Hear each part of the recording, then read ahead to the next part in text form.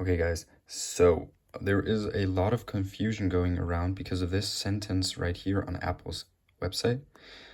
It says that updating to watchOS 26 requires an iPhone 11 or later, or iPhone SE 3rd generation or later with iOS 26.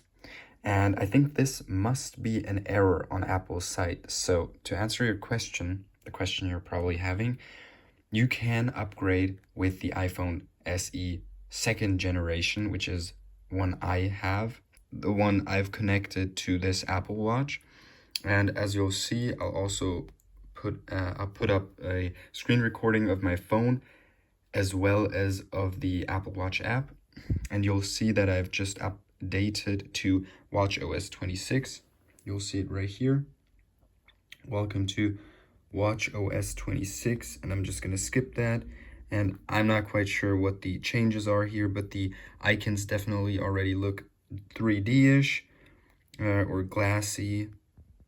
Okay, that's it. I don't know what specific changes were made, so I can't show you, but just to make sure, the iPhone SE 3rd generation is one generation after the one I currently use. So we can look it up too.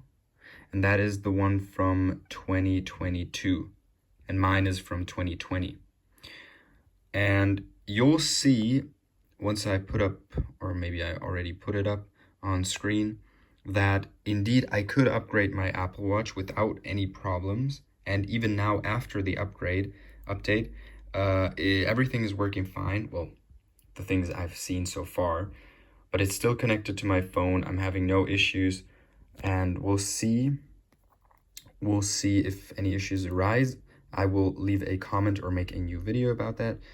But as you can see, the iPhone SE 2nd generation, that's the one from 2020, and that's the one I currently use. It looks the same as the SE 3rd generation, but there is a difference, and this generation also has iOS 26, so I was confused as to why they would say this right here, that updating requires this version. Doesn't make any sense to me. But yeah, I hope this answered your question. And yeah, if you still have any questions, leave them down in the comments and I'll try and reply as quickly as possible. And with that being said, thanks for watching, and I'll see you in the next one.